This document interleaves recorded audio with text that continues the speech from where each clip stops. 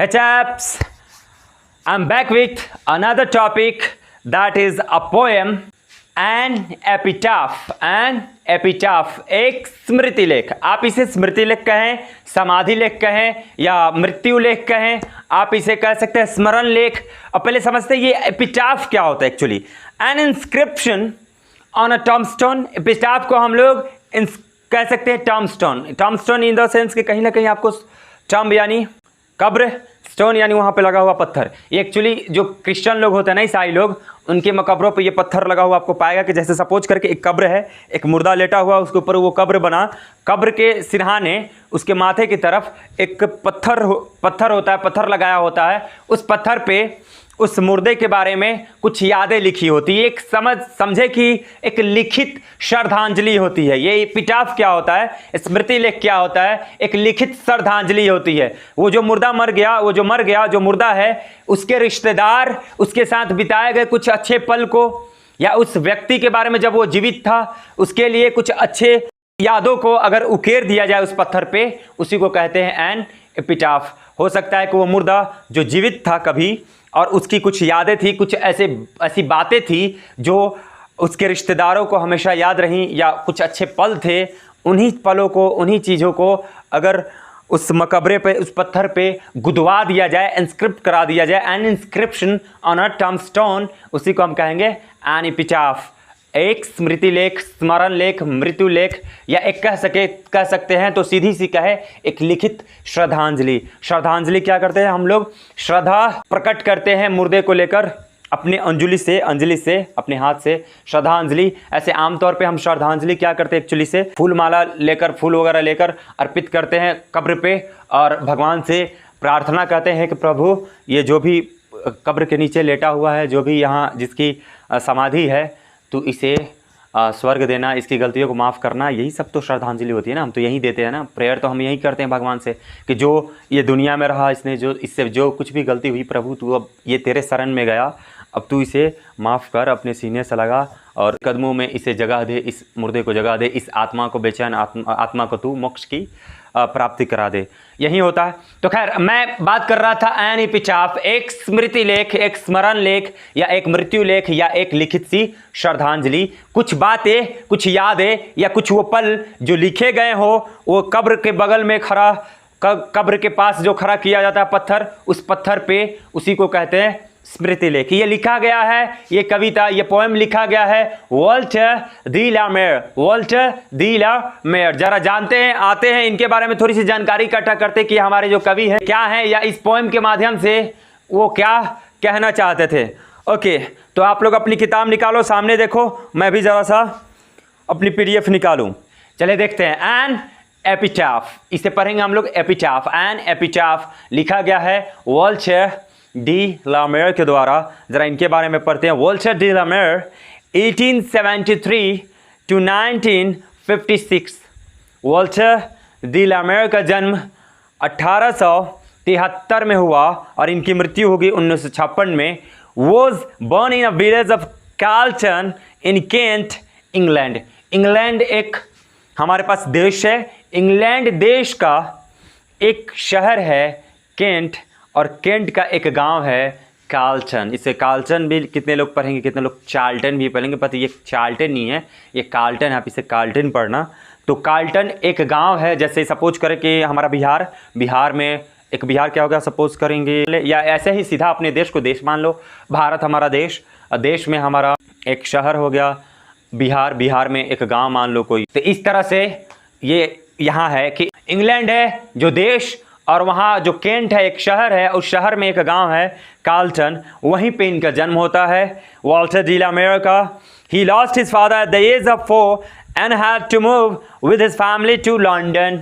इनके पिताजी की मृत्यु हो जाती है दुर्भाग्यवश, बहुत ही ये दुर्भाग्यपूर्ण घटना होती है किसी भी परिवार के लिए कि उसका नाथ ही छीन जाए, उस परिवार का सहारा ही उठ जाए। और इनके साथ भी अलग नहीं हुआ। इनके पिता की मृत्यु 4 साल की उम्र में हो गई। जब ये 4 साल, पिता की मृत्यु 4 साल की उम्र में नहीं होगी दोस्त, जब ये 4 साल के थे तब इनके पिता की मृत्यु हो गई, और इनको और इनके परिवार को, मतलब ये अपने परिवार सहित चले आए लंदन। इनको लंदन आना पड़ा He is known for his sensitive concern with the world of children and the world of supernatural. ये जाने जाते हैं अपने संवेदनशील मुद्दों को लेकर, जो ये लिखा करते हैं बच्चों की दुनिया में, या चाहे ये लिखा करते हैं अलौकिक दुनियाओं में। अलौकिक, सुपरनैचुरल, अलौकिक, जो इस लोक से परे है, जो मनुष्यों से परे है, अमानुषी कह सकते हो कि इस मनुष्य, मतलब एक मनुष्य के बस की वो बात है ही नहीं। अब वो प्रभु या ऊपर उसके पावर, कोई डिविनिटी है, कोई डिवाइन पावर है, वही इस चीज़ को संभाल सकती है। तो इन्होंने ये जाने जाते हैं अपने इस संवेदनशील मुद्दे को लेकर, संवेदनशील चिंताओं को लेकर, जो उन्होंने बच्चों की दुनिया पे लिखी है या वर्ल्ड ऑफ सुपर नेचुरल पे लिखा है, अलौकिक दुनियाओं पे लिखा है, इसके लिए जाने जाते हैं। His songs for children and pickup pi depict world of dreams. अगर इनके दो पोएम को आप उठाकर देख लो तो वो पोएम का एक्चुअली नाम ही है सॉन्ग्स फॉर चिल्ड्रन, बच्चों के लिए गीत, या देख लो पिकअप पाई, ये भी एक गीत है, ये भी एक कविता है। ये वर्णन करती है, ये बताती है या व्याख्या करती है इस बात की कि ये बच्चों की दुनिया को, जानते हो ना, बच्चों की दुनिया ही कुछ अद्भुत सी होती है, काल्पनिक दुनिया होती है। और बच्चों की दुनिया के ऊपर लेकर तो ये बालवीर एक सीरियल भी चला था ना बीच में, हाँ, बच्चों को बहुत ही प्यारा लगता था वो बालवीर। इस तरह से ये वहाँ पे कल्पना की चीज़ें दिखाई गई थी, परीलोक की, मृत्युलोक की, देवलोक की, यही सारी चीज़ें दिखा, और हमको लगती हैं सारी चीज़ें। इसी तरह से बच्चों की दुनिया पे ये जाने जाते हैं कविता को लिखने के लिए, ये सुपरनैचुरल पावर्स पे, सुपरनैचुरल वर्ल्ड पे जाने जाते हैं ये कविता लिखने के लिए। आइए देखते हैं आगे। But even in this songs there is a note of melancholy. अगर मैं कहूँ कि ये गीत है, और हम लोग क्या कहते हैं, गीत जितने भी होते हैं, ये गीत क्या करते हैं दोस्त, हमारे मन को खुश कर देते हैं, हमारे मन पे जो भी बोझ होता है उसको कम कर देते हैं, हमारी थकान को मिटा देते हैं। गीत से हम यही एक्सपेक्ट करते हैं ना, हाँ, यही हमारी सारी अपेक्षा भी होती है गीत से। लेकिन ये जो गीत लिखा करते थे बच्चों के लिए, सॉन्ग्स फॉर चिल्ड्रन लिखा या पिकअप पाई लिखा, ये तो बच्चों की दुनिया को, सपनों की दुनिया को उजागर करते ही हैं। इससे सपनों की दुनिया को का वर्णन भी करते हैं इस गीत, ये दोनों कविताओं से। साथ ही साथ भले ही ये कोई गाना, ये दोनों गाना ही रहा, ये दोनों गीत ही रहा, लेकिन इस गीत में कहीं ना कहीं वो उदासी आपको देखने को मिलेगी, वो दुख आपको देखने को मिलेगा कि जो गाने गाने में इन्होंने बयां कर दिया है, गीत गीत में ही उस दर्द को, उस दुख को बयां कर दिया है, वो भी आपको दिखने को मिलेगा। ये सिर्फ गीत आपका मनोरंजन के लिए नहीं होगा, बल्कि गीत के साथ एक सीख भी होगी। वो इनकी गीत में या बच्चों के लिए इन्होंने जो गीत लिखा है, कविताएं लिखी हैं, उसमें आपको देखने को मिलेगा। The poet makes us aware of in human condition of modern life. ये जो कवि हैं ये हमें सावधान करना चाहते हैं कि आज के आधुनिक ज़माने में किस तरह से अमानवीय चीज़ें बढ़ गई हैं, अमानव लोग पैदा हो रहे हैं, राक्षस लोग पैदा हो रहे हैं, किस तरह से आज के ज़माने में हर तरफ आपको बुराई, हर तरफ आपको गंदगी दिखाई दे रही है। ये हमें सचेत करना चाहते हैं, ये हमें सावधान करना चाहते हैं, सतर्क करना चाहते हैं कि सतर्क हो जाओ। आज की जिस दुनिया में तुम जी रहे हो, जिस दौर में तुम जी रहे हो, ये आधुनिक युग है और यहाँ अमानवीय लोग पैदा हो रहे हैं। आज इस दुनिया में माँ के उदर से, माँ के पेट से इंसान नहीं पैदा हो रहे हैं। आज इस दुनिया में, इस आधुनिक ज़माने में माँ के पेट से श्री राम पैदा नहीं हो रहे, बल्कि अब इस ज़माने में माँ के पेट से रावण पैदा हो रहा है, राक्षस पैदा हो रहा है।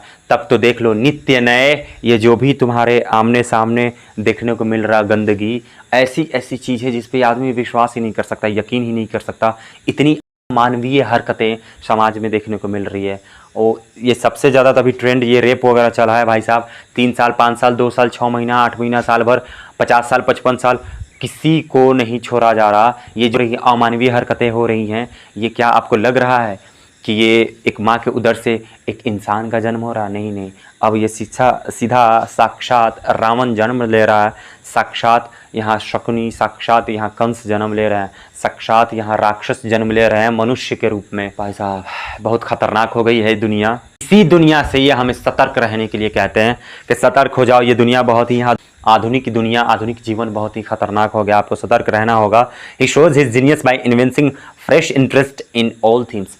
और पुरानी विषय पे, पुरानी कविताओं में, वहीं पुराने तरीकों में इन्होंने नया जान डाल दिया। अपने तरीके से जब इन्होंने लिखना शुरू किया है, इन्होंने अपनी असाधारण शक्ति, असाधारण महारत वहाँ दिखाने की कोशिश करी है, एक यूनिक महारत वहाँ दिखाने की कोशिश की है। जब पुराने विषय पर लिखकर इन्होंने एक ताजगी वहाँ पैदा कर दी है। पुराने विषय पे लिखकर एक नया इंटरेस्ट, एक मनोरंजक चीज़ है, एक दिलचस्प चीज़ है, उस चीज़ से जोड़ दी। वो विषय पुराना ही था, वो पुराने विषय को उठाते थे और उसको ऐसे तरीके से लिखते थे कि मतलब सपोज करें कि वहाँ पे एक दिलचस्प चीज़ें हो जाती थी, एक दिलचस्पी जग जाती थी, इंटरेस्ट पैदा हो जाता था और इसमें इनको महारत हासिल। ये असाधारण शक्ति, असाधारण सी इनके अंदर ये काबिलियत थी कि पुराने विषय को उठाकर और उसमें नया जान डाल देते थे, उसमें नई ताजगी डाल देते थे। इस गजब की हुनर था। Queen Elizabeth second honours him with the order of merit in 1953। 1953 में क्वीन एलिजाबेथ द्वितीय, जिनकी अभी हाल ही में मौत हुई है 3-4 रोज पहले, जी हाँ, 96 साल की उम्र बीती हो गई। 96 साल की उम्र में जो ये मरी हैं, 1929 में जन्म ली थी। उन्होंने इनको ऑर्डर ऑफ मेरिट दिया है 1953 में। ये एक अवार्ड था, ये एक सम्मान था जो इनको दिया गया है एलिजाबेथ के द्वारा। This is enough about our poet. ये काफ़ी हो गया हमारे पोएट के लिए, हमारे कवि के लिए। आइए ज़रा अब इनके पोएम पे नज़र डालते हैं। Yes, epitaph. Here lies the most beautiful lady, lot of step and heart was she। ये बयां करते हैं, ये जाते हैं कब्रिस्तान में। जी, ईसाइयों का जो कब्रिस्तान होता है जहाँ मुर्दे दफनाए जाते हैं, ये जाते हैं कब्रिस्तान में और वहाँ अपनी बीवी के कब्र के सामने खड़े हो जाते हैं। वहाँ स्मृति लेख लिखी, वहाँ उनकी बीवी लेटी हुई है, कब्र है, कब्र के बाहर वहाँ पे स्मृति लेख लिखा है और ये जाते हैं, खड़े होते हैं, याद करते हैं और कहते हैं Here lies a most beautiful lady, light of step and heart was she। आगे देखते चलें। I think she was the most beautiful lady that ever was in the West Country, but beauty vanishes, beauty passes, however rare it be, and when I crumble, who will remember this lady of the West Country। कह रहे हैं ये कवि के दर्द को ज़रा समझने की कोशिश करो आप कि इनके सामने ये अपनी बीवी के कब्र पे खड़े हैं, या महबूबा के कब्र पे खड़े हैं और जिनसे वो काफ़ी प्यार करते थे, उनके सामने ये खड़े हैं और उनके साथ बिताए गए कुछ अच्छे पल को ये याद करते हैं और कहते हैं यहाँ मेरे सामने दुनिया की सबसे खूबसूरत महिला लेटी हुई है। ये सबसे खूबसूरत महिला थी, ये इतनी खूबसूरत महिला थी, ये इतनी प्यारी महिला थी कि मेरे जीवन की ये सबसे ख़ास थी। मेरे जीवन में मैंने इतनी प्यारी महिला को कभी नहीं देखा होगा। और क्या चंचल थी, एकदम तितली की तरह इधर उड़ना उधर उड़ना, मतलब कहीं भी इसके पांव थमते ही नहीं थे। एकदम चंचल प्रवृत्ति की थी, जहाँ भी मन करे वहाँ घूमती रहती थी। एकदम जैसे होता है ना कि हवाएं, एकदम मस्त मौला जो हवाएं बहती रहती हैं, ऐसा लगता है कि एकदम ये हवाओं की तरह कभी इधर कभी उधर कभी उधर एकदम घूम रही है। कोई रोक टोक नहीं है, कोई बंदिश नहीं है। एकदम ये लाइट, ये एक्चुअली फ्रेज है, light of step and heart was she. Light of step मतलब होता है इधर उधर बिना मकसद का घूमना। मनचला टाइप का कहें कि जो इधर उधर घूमता है बिना मकसद का, कोई इसके पास मकसद नहीं है। चंचल टाइप का कहें तो ये कह रहे हैं कि यहाँ मेरी आंखों के सामने, मेरी आंखों के सामने ये दुनिया की सबसे खूबसूरत महिला लेटी हुई है। यह महिला मेरी आंखों के सामने लेटी हुई है, वो महिला जो बहुत ही प्यारी थी, बहुत ही चंचल थी, बहुत ही खूबसूरत थी। दिन भर इधर उधर फुदकती रहती थी, इधर उधर उड़ती रहती थी, हवाओं की तरह, एकदम से वो स्वतंत्र हवाओं की तरह, आज़ाद हवाओं की तरह इधर उधर घूमती रहती थी। I think she was the most beautiful lady that ever was in the west country. अगर मुझसे पूछो तो मैं ये कहूँगा कि ये दुनिया की सबसे खूबसूरत महिला है मेरे लिए, जो आज तक पश्चिमी देश में कोई हुई होगी। I think she was the most beautiful lady that ever was in the west country. मुझसे पूछो तो मैं कहूँगा कि ये सबसे खूबसूरत महिला है आज तक जो पश्चिमी देश में कभी भी पैदा हुई थी। पश्चिमी देश में पैदा होने वाली ये सबसे खूबसूरत महिला है जो मेरे सामने लेटी हुई है। आज ये स्थिर कैसे है, आज ये शांत कैसे है, आज ये चुप कैसे है, आज ये बोल ही नहीं रही मुझसे कुछ। ये तो हमेशा चंचल रहा करती थी, ये हमेशा ही करती रहती थी, ये हमेशा इधर उधर फुदकती रहती थी, इधर उधर हमेशा मंडराती रहती थी। आज ये मेरे सामने ये दुनिया की सबसे खूबसूरत महिला लेटी हुई है, बिल्कुल ही शांत, बिल्कुल ही स्थिर, कब्र के नीचे, मुझसे कुछ बोल भी नहीं रही। But beauty vanishes, beauty passes, however rare it be. लेकिन क्या करें, ये दुनिया की सबसे खूबसूरत महिला है, पश्चिम सभ्यता में आज तक की सबसे खूबसूरत महिला है। अगर मुझसे पूछो, पश्चिम देश में आज तक की सबसे खूबसूरत महिला है, अगर तुम मुझसे पूछने जाओ तो मैं यही कहूँगा। लेकिन क्या फ़ायदा, क्या फ़ायदा, खूबसूरती तो मिट ही जाती है, खूबसूरती तो गुजर ही जाती है। खूबसूरती को तो नष्ट होना ही है, एक दिन ब्यूटी को वैनिश होना ही, एक दिन ब्यूटी को बर्बाद होना ही है, उसे ढलना ही है, उसे ख़त्म ही होना है, उसको गुजर ही जाना है। And when I crumble who will remember this lady of the west country. और ये कहते हैं कि मुझे इस बात का डर है, हे प्रिय, मुझे इस बात का डर है कि आज तो मैं ज़िंदा हूँ, तो मैं तुम्हें याद कर रहा हूँ, तुम्हारे कब्र पे आ रहा हूँ, तुम्हारे साथ बिताए हुए पल को मैं याद कर रहा हूँ। लेकिन मुझे डर इस बात का है कि जिस पल मैं भी लुढ़क जाऊँ, जिस पल मैं भी मर जाऊँ, फिर कौन याद करेगा इस खूबसूरत महिला को जो पश्चिम देश में आज तक की सबसे खूबसूरत महिला है। यहाँ पे इस कविता में हमारे वॉल्टर डी ला मायर एक ऐसे सेंसिटिव चीज़ को इन्होंने दिखाया है हमारे सामने, एक ऐसे ही भावनात्मक इमोशनल चीज़ को हमारे सामने प्रकट किया है कि ये अपनी बीवी कह दो या अपनी महबूबा कह दो कि उसके कब्र पे जाते हैं और उसके साथ बिताई हुई यादों को दोहराते हैं, याद करते हैं और कहते हैं कि दुनिया की सबसे खूबसूरत महिला जो मेरे सामने लेटी हुई है इस कब्र के नीचे, ये तो कभी इतनी शांत ही नहीं थी, ये हमेशा चंचल रहती थी, ये हमेशा फुदकती रहती थी, उन हवाओं जैसे इधर उधर बहती रहती थी, आज ही इतनी शांत कैसे है। ये मुझसे पूछ लो तो पश्चिम सभ्यता में, पश्चिम देश में सबसे खूबसूरत महिला है। अगर पश्चिम देश में आज तक जितनी महिलाएं हुई हैं ना, उन सब में खूबसूरत महिला मेरे सामने आज लेटी हुई है। लेकिन क्या फ़ायदा इस खूबसूरती का, ये तो खूबसूरती मिट ही गई ना। आज तो ये खूबसूरती मेरे नीचे कब्र के नीचे है ना, यहाँ लेटी हुई। ये खूबसूरती कहाँ हमेशा के लिए टिकी रही, ये तो खूबसूरती बर्बाद हो गई, ये खूबसूरती मिट गई, ये खूबसूरती चल गई, ये खूबसूरती मर गई, ये दफन हो गई मेरे सामने ही। मुझे तो इस बात का डर है कि जब मैं भी मर जाऊँ तो इस महिला की खूबसूरती को कौन याद करेगा। ये पश्चिम देश वाले तो कभी याद ही नहीं करने वाले।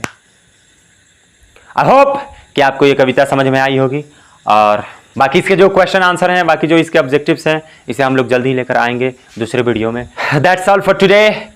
धन्यवाद।